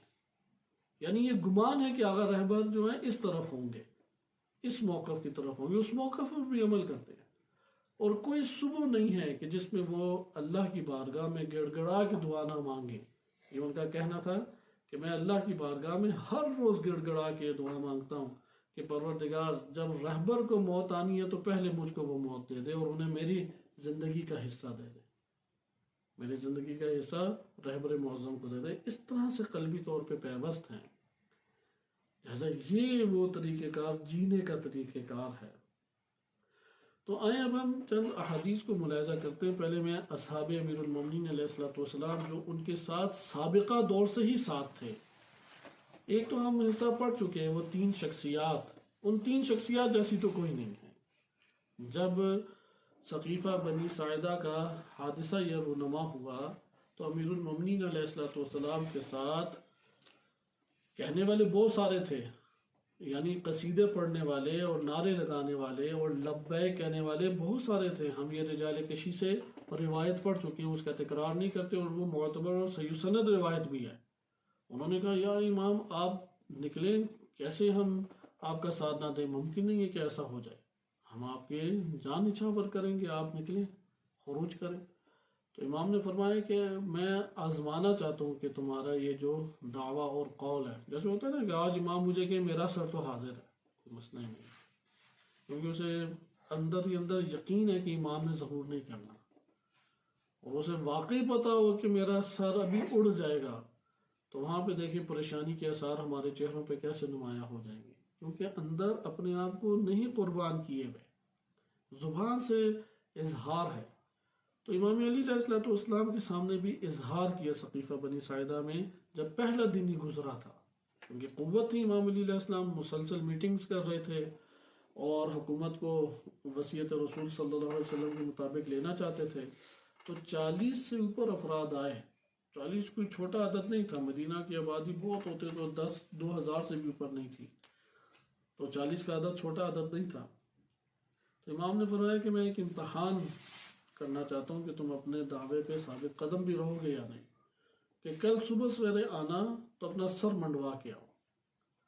تو صرف 3 بندے سر منڈوا کے آئے، ان میں سب سے پہلے مقداد، ان کی مانند کسی کا بھی قلب نہیں تھا۔ مقداد امیر المومنین علیہ الصلوۃ والسلام کو جیسے ہی یہ خلافت ملی ہے اور حکومت ان کی زمام قدرت میں آئی ہے، مقداد اس دنیا سے رخصت ہو گئے، ورنہ عمار کے ساتھ مقداد کے بھی واقعات سن رہے ہوتے۔ یہ مقداد وہی ہیں کہ جب یہ جنگ کے بارے میں، غالباً جنگ احد تھی یا جنگ خندق، کہ نبی صلی اللہ علیہ وسلم نے مشورہ مانگا تو انہوں نے ایک خوبصورت تقریر کی کہ یا رسول اللہ اگر آپ ہمیں سمندر میں بھی کودنے کا کہیں گے تو ہم کود جائیں گے، آگ میں کودنے کا کہیں گے اس میں کود جائیں گے۔ مقداد کے دل کے بارے میں ہے کہ زبر الحدید، سیسے کا اور لوہے کا دل تھا، کہ کوئی شبہ اور کوئی سازش اور کوئی سخت سے سخت حالات اندر صلاحیت ہی نہیں کر سکتے۔ لوہے کی مانند جڑے ہوئے تھے امامت کے ساتھ، ان کی مانند حتیٰ جناب سلمان بھی اس مسئلے میں نہیں تھے۔ جناب سلمان کا مرتبہ علمی اور سیاست کی دنیا، جناب سلمان بھی سیاست کی دنیا کے مالک تھے، سیاسی مدبر تھے وہ، لیکن میدان جنگ کے بندے نہیں تھے جناب سلمان، سیاست کی دنیا کے بندے تھے، یعنی آگے کہہ لیں کہ مراجع اور مجتہدین کی صف میں، کیونکہ مراجع اور مجتہدین کی صف میں کم افراد ہیں جو میدان جنگ کے بندے ہیں۔ مثلا رہبر معظم وہ میدان جنگ کے بندے ہیں۔ آیت اللہ مصباح یزدی کا یہ جملہ ان کی کتب میں بھی موجود ہے، یا ان کی طرف منسوب یہ فارسی زبان میں کئی جگہوں پہ تکرار ہوتا ہے کہ آیت اللہ مصباح یزدی رحمۃ اللہ علیہ فرمایا کرتے تھے کہ یہ جو نظامی امور ہیں اور حکومتی امور ہیں، رہبر معظم امام خمینی سے آگے ہیں، کیونکہ امام خمینی رحمۃ اللہ علیہ صدارت کا تجربہ نہیں تھا، انہیں صدارت کا تجربہ ہے، جنگ کا تجربہ ہے۔ امام خمینی رحمۃ اللہ علیہ خود میدان جنگ میں اس ٹائم نہیں گئے، تو بہرحال ایک ان کا اپنا موقف ہے، اختلاف ہو سکتا ہے، لیکن اشارتاً بیان کرنا مقصود ہے کہ سارے ایک لیول کے بندے نہیں ہوتے۔ مقداد پہلی شخصیت، دوسری جناب سلمان تھے ہمارے پاس، تیسرے جناب ابو ذر تھے، یہ 3 شخصیات۔ جناب عمار وہ پہلے دن نہیں آئے، بس یہ ایک مسئلہ ہے، لیکن دوسرے دن پھر انہوں نے آ کے اسی طرح دعویٰ کیا، تو امام نے پھر فرمایا کہ میں امتحان کروں گا، دوبارہ سر منڈوا کے آؤ۔ یہ 3 تو اسی طرح سے آ گئے، یا دوبارہ سے انہوں نے اس طرح پھیر لیا آپ کہہ لیں۔ تو جناب عمار پھر دوسرے دن آ گئے، دوسرے دن جو تھا اس میں آ گئے، تو اس لیے پہلے 3 میں شامل نہیں ہیں، چوتھے اس میں ہیں۔ لیکن پھر عمار کا قلب اور جگر اور ان کا وجود وہ امامت کے ہمراہ رہا۔ اور بھی اصحاب تھے یا نہیں، آئیے ایک حدیث سے استفادہ کرتے ہیں اور آگے بڑھتے ہیں۔ الخصار میں ایک روایت وارد ہوئی ہے، دلچسپ روایت ہے، تھوڑی سی طولانی روایت ہے، میں تیزی سے آپ کے سامنے اسے پڑھنا چاہوں گا، وقت کیونکہ ہمارے پاس باقی نہیں بچا، کیونکہ اصحاب امام علی علیہ السلام جدا جدا ہم زیادہ نہیں پڑھ سکتے تھے۔ ایک جناب عمار کو پڑھیں گے تاکہ میدانی دنیا ہمارے سامنے آ جائے، اور جناب قیس کو یا ہاشم مرقال کو پڑھیں گے تاکہ سیاسی دنیا سامنے آ جائے، بقیہ انہی کے آپ نہج کے اوپر بقیہ کو قرار دے سکتے ہیں۔ یہ حدیث جلد نمبر 2 صفحہ 461 میں وارد ہوئی ہے، اور چیپٹر کا نام یہ ہے کہ جب خلیفہ اول حضرت ابوبکر خلافت کی کرسی کے اوپر بیٹھ گئے تو امیر المومنین علیہ السلام کے ساتھ 12 افراد جڑے رہے، انہوں نے قدم بڑھایا امام علی علیہ السلام کی طرف۔ اس حدیث کو نقل کرتے ہیں زید بن وہب، وہ کہتے ہیں کہ کان الذین انکروا علی ابی بکر، حضرت ابوبکر کی خلافت جلوسہ فی الخلافہ وتقدمہ علی علی بن ابی طالب 12 رجلا من المہاجرین والانصار، کہ جب خلیفہ اول خلافت کی کرسی کے اوپر بیٹھے تو اس وقت مہاجرین اور انصار میں سے 12 بندے تھے جو امام علی علیہ السلام کے ساتھ جا کے جڑ گئے، اور بالکل انہوں نے حضرت ابوبکر کی خلافت کو قبول نہیں کیا۔ وہ کون کون تھے؟ وَكَانَ مِنَ الْمُهَاجِرِينَ، جو مکہ سے مہاجرت کر کے آئے تھے، ان میں پہلی شخصیت ہے خالد بن سعید بن عاص۔ خالد بن سعید بن عاص کے احتجاج طبرسی میں عمر بن سعید بن عاص آئے، جبکہ صحیح ہے کہ خالد بن سعید بن عاص۔ خالد بن سعید بن عاص بنو امیہ سے تعلق رکھتے تھے اور ابتدائی اسلام میں مسلمان ہو گئے۔ اب یہ اہل سنت کتب سے پڑھنے کا ارادہ تھا بعض چیزیں، اور انہوں نے آخری دم تک حضرت ابوبکر کی خلافت کو قبول نہیں کیا، یہاں تک کہ حضرت ابوبکر کے دور میں انہیں قتل کر دیا گیا۔ اہل سنت کتب نے لکھا ہے کہ حضرت ابوبکر نے انہیں ایک لشکر کا سربراہ بنا کے ایک جگہ بھیجا اور جنگ لڑتے ہوئے مارے گئے، جبکہ درست یہ ہے کہ ان کو قتل کروا دیا گیا حضرت ابوبکر کے دور میں یا حضرت عمر کے دور کے آغاز میں، انہوں نے حضرت ابوبکر کی خلافت کو قبول نہیں کیا۔ خالد بن سعید بن عاص۔ دوسری شخصیت ہیں والمقداد بن اسود، دوسرے مقداد۔ تیسرے ہیں ابی بن کعب، وہ بہت بڑے قاری ہیں ابی بن کعب۔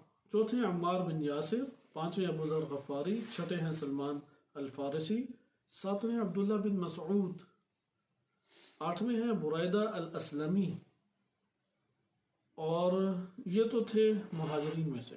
انصار میں سے کون ہے؟ انصار میں سے پہلے ہیں خزیمہ بن ثابت ذو الشہادتین، ان کو بھی تھوڑا سا اگر مطالعہ کر سکے، دلچسپ شخصیتیں ضرور پڑھنا چاہیے۔ ذو الشہادتین بہت بڑا نام تھا، بدری صحابہ میں سے ہیں خزیمہ بن ثابت ذو الشہادتین۔ پھر ہیں سہل بن حنیف، سہل بن حنیف یہ شرطۃ الخمیس میں سے ہیں، سہل بن حنیف عثمان بن حنیف کے بھائی ہیں جو بصرہ کے گورنر تھے۔ ابو ایوب انصاری، یہ آخری دم تک امام علی علیہ السلام کے ساتھ رہے، اور ہیں ابو الحیثم بن تیہان، ان کے نام لے کے امام علی علیہ السلام نے گریہ کیا تھا۔ وغیرہم فلما صعد المنبر تشاوروا بینہم فی امرہ، تو پھر وہ آگے طولانی ہے سلسلہ کہ اس کو اگر ہم آج پڑھیں تو ہماری گفتگو مکمل نہیں ہوگی، اس وجہ سے اس کو ہم ترک کرتے ہیں۔ ایک اور روایت ہے جو کہ جناب ابو ذر سے، جناب ابو ذر کا نام جندب تھا، جندب بن جنادہ، وہ کہتے ہیں، یہ امالی شیخ صدوق میں روایت نقل ہے اور صفحہ نمبر 53 کے اوپر ہے۔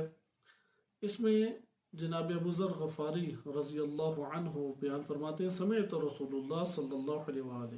اب آپ نے 12 انصار تو دیکھے امام کے، یہ سارے جنگوں میں شہید ہوئے تقریباً سارے سے۔ ابی بن کعب شہید نہیں ہوئے، عبداللہ بن مسعود بھی نہیں ہوئے، اچھا اسی طریقے سے ابو ایوب انصاری بھی نہیں شہید ہوئے، لیکن اکثر بیشتر بقیہ شہید ہوئے اسی جنگ صفین میں۔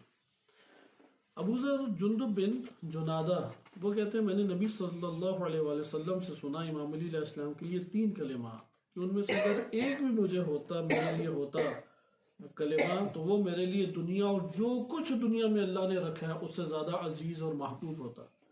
کہتے ہیں کہ میں نے نبی اکرم صلی اللہ علیہ وسلم کو یہ فرماتے سنا اللہم اعنہ کہ اللہ علی کی مدد فرما واستعن بہی اور اس کے ذریعے سے تو مدد کر اللہم انصرہ وانتصر بہی علی علیہ السلام کی تو مدد فرما اور اس کے ذریعے سے تو فتح نصیب فرما فَإِنَّهُ عَبْدُكَ کہ یہ تیرا عبد ہے وَأَخُو رَسُولِكَ اور تیرے رسول کا بھائی ہے. پھر جناب ابو ذر فرماتے ہیں کہ اشہد لعلی بالولاء والاخاء والوصیہ میں گواہی دیتا ہوں علی علیہ السلام کے لیے ان کی ولایت کی ان کے برادری کی اور ان کے وصی ہونے کی والوصیت.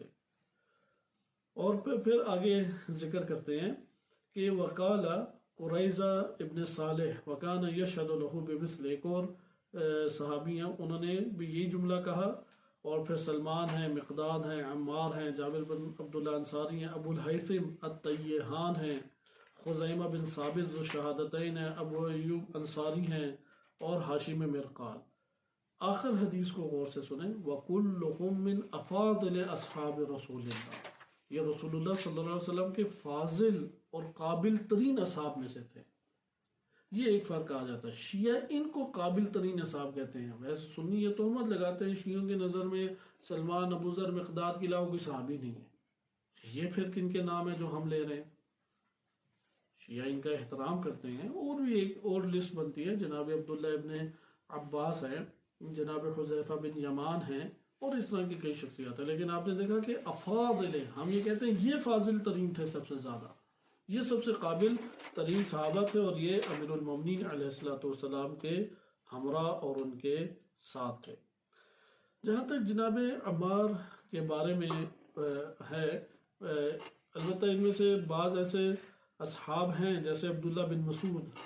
جناب عبداللہ بن مسعود کے بارے میں ہمارے ہاں جیسا کہ رجال کشی ہے اور اس طرح کی چند کتابیں ہیں ان میں وارد ہوا ہے کہ ان کی زیادہ حمایت وارد نہیں ہوئی. حدیثیں لی ہیں ہمارے محدثین نے اپنی کتابوں میں جناب عبداللہ بن مسعود سے لیکن بہت زیادہ حمایت وارد نہیں ہوئی. اور اس کی جو بنیادی وجہ ہے وہ ہمارے پاس در حقیقت رجال کی کتابوں میں وارد ہونا ہے. حذیفہ اور عبداللہ بن مسعود حذیفہ بن یمان امام علی علیہ السلام کی حکومت کے ابتدائی دنوں میں وفات پا گئے.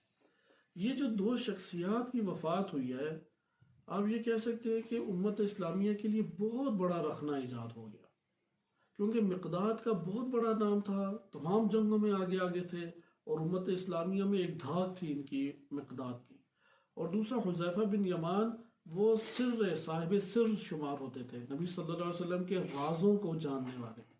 تو معاشرہ پورا جو امام علی علیہ السلام سے موافق تھا یا مخالف ہر دو گروہ اور رازوں کو معلوم کرنے کے لیے حذیفہ بن یمان کی طرف رجوع کیا کرتے تھے.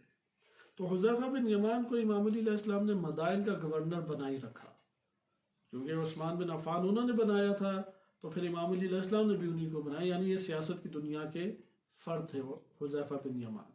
تو حذیفہ بن یمان وفات پا گئے اور امام علی علیہ السلام کہا جاتا ہے کہ خود انہوں نے نماز جنازہ ان کی پڑھائی اور بڑا انہیں افسوس اور غم ہوا. اسی طرح یہ مقداد تھے. رجال کشی میں ایک روایت ہے دلچسپ روایت ہے اس کو آپ مطالعہ کریں کہ کشی لکھتے ہیں صفحہ نمبر 38 میں راوی نمبر 78 رقم نمبر 78 78 ہے. سئل عن ابن مسعود و حذیفہ کہ کون بہتر ہے سوال پوچھا گیا عبداللہ بن مسعود اور حذیفہ کے بارے میں. فقال تو جواب امام معصوم نے دیا لم یکن حذیفہ مثل ابن مسعود حذیفہ جو ہیں وہ ابن مسعود کی مانند نہیں ہیں. لأن حذیفہ کان رکنا حذیفہ کیا تھے وہ رکن تھے یعنی مضبوط شخصیت تھے ڈٹے ہوئے مستقیم استقامت والی شخصیت تھے. وابن مسعود خلطا ابن مسعود نے خلط ملط کر دیا ان امور میں خلط کا اشتباہات کا شکار ہو گئے. وإلى القوم ووال القوم اور وہ اپنی قوم کے ساتھ زیادہ محبت کا اظہار کرتے تھے. جس قبیلے سے تھے یا جس قوم سے تھے اس کے ساتھ بھی جڑا رہنا چاہتے تھے. جیسے بعض ہوتے ہیں نا، ہم اس عالم کے بھی طرفدار ہیں، اس کے بھی طرفدار ہیں، ہم تو نیوٹرل بن رہے ہیں، ہم تو اس سیاسی فرد کو بھی مانتے ہیں، اس سیاسی فرد کو بھی مانتے ہیں، کیونکہ نیوٹرل ہیں. تو جناب عبداللہ بن مسعود اپنے آپ کو نیوٹرل زیادہ دکھائی دیتے تھے، اپنے آپ کو زیادہ شو. امام علی علیہ السلام کے فضائل پڑھتے تھے، زہد و تقوی کی طرف بہت مائل تھے، قاری بھی تھے، زہد و تقوی کی طرف بھی مائل تھے، لیکن نیوٹرل رہنے والی شخصیت. ان کو بھی ہمیں مطالعہ کرنا چاہیے. یہ کردار بھی معاشرے میں پائے جاتے ہیں کہ قابل، فاضل، اہل علم شخصیات میں سے ہے، معاشرے کے اندر شہرت یافتہ ہیں علم اور قرآن کے حوالے سے. یعنی قرآن کے بڑے حافظوں میں سے ایک یہ تھے. ابی بن کعب جو ہم نے نام پڑھا وہ انہی کے شاگرد ہیں. اگرچہ عبداللہ بن مسعود شدت سے قائل تھے کہ سورۃ الفلق و سورۃ الناس قرآن نہیں ہے، آخری عمر تک اسی پر ڈٹے رہے اور ان کو قرآن نہیں مانتے تھے. اور اہل سنت کتب میں بھی صحیح سند، بخاری میں اور دیگر جگہوں پہ یہ بات وارد ہوئی ہے. اور امام باقر علیہ السلام سے تفسیر قمی میں روایت ہے، تو یہ امام نے فرمایا کہ اشتباہ کیا عبداللہ ابن مسعود نے. یہ دونوں صورتیں قرآن ہیں اور قرآن کا حصہ ہیں.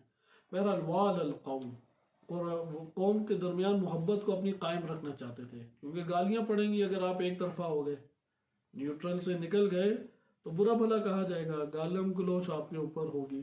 تو اس لیے وہ اپنے آپ کو محبت قائم رکھتے تھے. وَمَالَ مَعَهُمْ وَقَالَ بِهِمْ، اور انہی قوم کی طرف مائل بھی ہو گئے اور جو انہوں نے کہا انہوں نے بھی مانا. صحیح ہے. مثلا عثمان بن عفان کے شدید مخالف تھے، حرام امور کے مخالف تھے، لیکن امیر المومنین علیہ السلام کی شدت سے موافق نہیں تھے، نیوٹرل اپنے آپ کو شو کیا کرتے تھے. اسی طریقے سے اگلی جو روایت ہے وہ بھی دلچسپ ہے اسی رجال کشی میں، کہ ان من السابقین الذین رجعوا الی امیر المومنین، جنہوں نے سبقت کی پلٹنے میں امام علی علیہ السلام کی طرف سقیفہ بنی ساعدہ کے حادثے میں جنہوں نے واپس پلٹے تیزی سے، ان میں پہلی شخصیت ہے ابو الحیثم بن تیہان، دوسرے ابو ایوب انصاری، تیسرے خزیمہ بن ثابت و ذو الشہادتین، کہ جن کی دو گواہیاں ایک اکیلی گواہی دو مردوں کے برابر شمار ہوتی ہے. ایک بڑی دلچسپ واقعہ بھی ہے امام علی علیہ السلام کا قاضی شرح سے.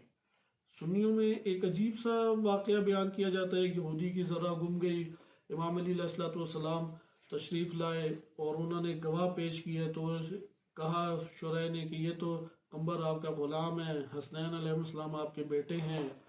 اور تب شرح کی تعریف بھی کی اور کہا کہ تم نے مجھے عزت سے پکارا، یہ تم نے غلط کیا، جبکہ ہماری کتب میں اس کے بالکل برعکس ہے.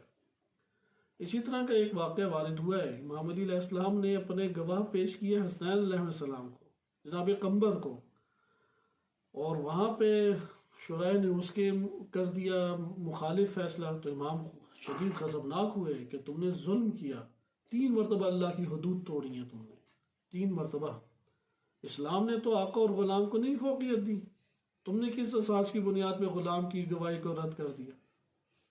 پھر جو حسنین علیہ السلام ہے ان کے بارے میں جو روایات اور گواہی کے بھی پھر اس میں آ جاتے ہیں. بہرحال وہ موضوع طولانی ہے، تو وہاں پہ وہ واقعہ ہی ٹھیک ہے جو ہماری کتب میں وارد ہوا ہے. 3 موقعوں پہ اللہ کی حدود کو توڑا اور امام نے فرمایا کہ اس مسئلے میں یہ گواہیاں عین عدالت کے مطابق ہیں، عین اسلام کے حکام کے مطابق ہیں.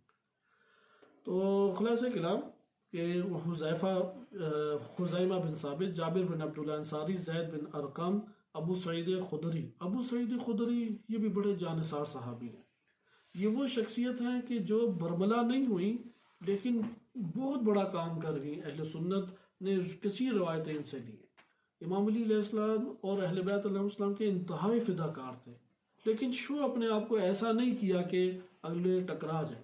بہرحال ان کو کسی اور مورد میں دیکھیں گے. سہل بن حنیف، برا بن مالک، عثمان بن حنیف، عبیدہ بن صامت، اور ان کے علاوہ ہیں پھر قیس بن سعد بن عبیدہ، عدی بن حاتم اور عمر بن حمق، عمران بن حسین، بریدہ الاسلمی اور بشر، اور ایک بڑی تعداد اور بھی ہے. اور بشر کثیر یعنی بہت سارے افراد ہیں.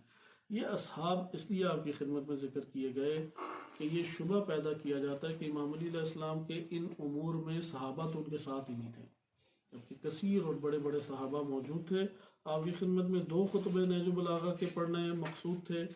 لیکن اب صرف ایک جملہ، صرف ایک پیراگراف چھوٹا سا آپ کی خدمت میں پڑھ کے گفتگو ختم کرتے ہیں، اور اگلے درس میں ہم کردار کے اعتبار سے ایک دو شخصیات کو مطالعہ کریں گے، اور پھر جنگ صفین میں وارد ہوگے اس مسئلے کے انشاءاللہ تعالی اختتام کی طرف جائیں گے۔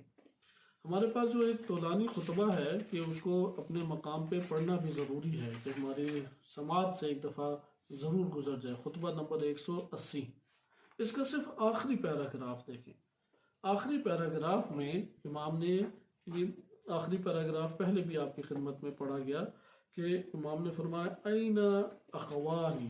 ادھر آپ دیکھیں کہ جو اوصاف ہیں یہ غم امیر المومنین ہے کہ ان اوصاف کا حامل نہیں ہے۔ آج کے دور میں امام زمان علیہ السلام جو اس زمان کے امیر المومنین یعنی علی ابن ابی طالب ہیں، آج کے عصر کے علی ابن ابی طالب علیہ السلام، ان کی بھی خواہش ہے کہ اس کردار کے افراد وہاں پائے جائیں، لہٰذا یہ کردار اپنانا ضروری ہے جو ابھی آپ کے سامنے پڑھا جا رہا ہے۔ صفین کی طرف دوبارہ پلٹنے کے لیے امام نے شہادت سے چند دن پہلے یہ خطبہ ارشاد فرمایا تھا۔ جب ارشاد فرما چکے پورا خطبہ تو بیٹھ گئے اور یہ جملات بیان فرمائے، اور اس کے بعد پھر دیر تک روتے رہے، گریہ کرتے رہے، کیونکہ یہ سارے اصحاب شہید ہو گئے۔ این اخوانی الذین رکبوا الطریق، کہاں ہیں میرے وہ بھائی کہ جو سیدھی راہ کے اوپر سوار ہوئے، راکبوا الطریق، ومضوا علی الحق، اور حق کی راہوں کے اوپر چلتے رہے۔ این عمار، جہاں وفا کی بات آئے اور کمی وفا کی محسوس ہو، جہاں ناصر کی کمی محسوس ہو، تو وہاں علی بن ابی طالب کی ندا این عمار ہے۔ این عمار و این ابن طیحان، الہیثم ابن طیحان، کہاں ابن طیحان؟ و این ذو الشہادتین، کہاں یہ خزیمہ بن ثابت؟ و این نظراؤہم من اخوانہم، انہی کے بھائی ان جیسے وہ دیگر کہاں چلے گئے؟ الذین تقاعدوا علی المنیہ، کہ جو مرنے پر عہد و پیمان باندھے ہوئے تھے۔ وَبْرِدْ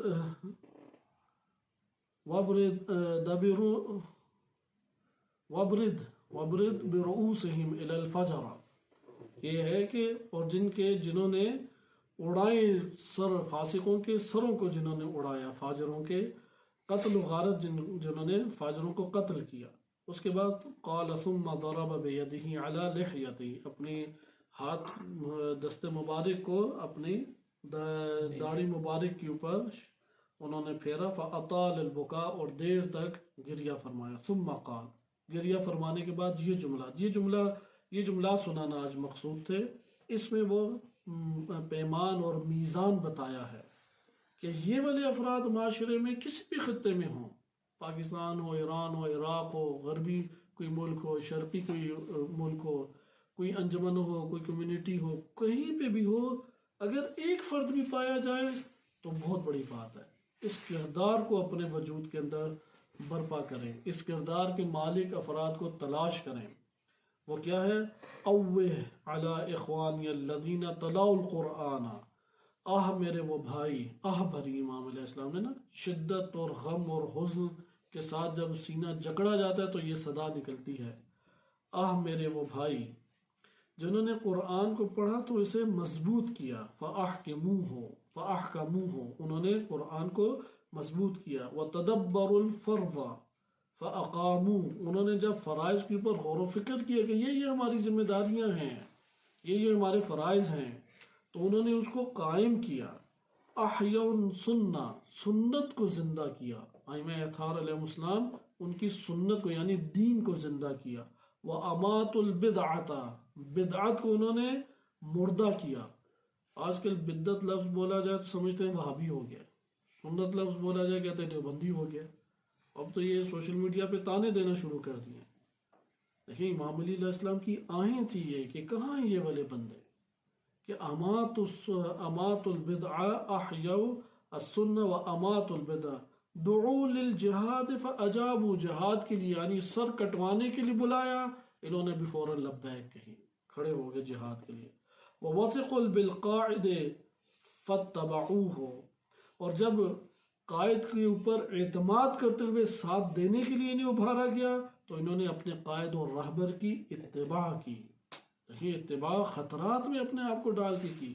ابھی کل کا کل ہمارا دین برپا ہونا ہے خطرات سے باہر اپنے آپ کو نکال کے اور اپنی دنیا کو بچا کے. یہاں پہ وہ دیکھیں وہ اپنی دنیا کو لوٹا کے اور اپنی جانوں کو خطرات میں ڈال کے. لہٰذا ان راہوں کے اوپر چلنے کی ضرورت ہے. انہوں نے لبیک کی اور اپنے پیشواؤں پر کامل یقین کے ساتھ بھروسہ کیا. یہ مفتی صاحب کا ترجمہ. وَوَثِقُوا بِالْقَائِدِ قائد اپنے راہبر کے اوپر یقین کیا. فَاتَّبَعُوهُ اور پھر اتباع کی. یعنی جب رہبر کی طرف اعتقاد کا مرحلہ آیا، قلبی جو ہے وہ تعلق ایسا جو یقین کی حد تک پہنچا ہو، اس کے مرحلہ آیا تو انہوں نے رہبر کی اتباع کی. الجہاد الجہاد عباد اللہ، اے بندگان خدا نکلو جہاد کے لیے، نکلو جہاد کے لیے. الا وانی معسکر فی یومی ھذا، کہ آج میں لشکر کو ترتیب دے رہا ہوں. فمن اراد الرواح الی اللہ فلیخرج، کہ جو اللہ کی طرف بڑھنا چاہتا ہے وہ نکل کھڑا ہو. یہ وہی جملات ہیں. امام حسین علیہ السلام نے بھی یہی کلمات مدینہ یا مکہ سے نکلتے ہوئے کہے کہ جو اللہ کی راہ میں شہید ہونا چاہیے فلیرحل معانا، کہ وہ ہمارے ساتھ نکل کھڑا ہو. وصلی اللہ علیہ سیدنا محمد وآلہ الطاہرین.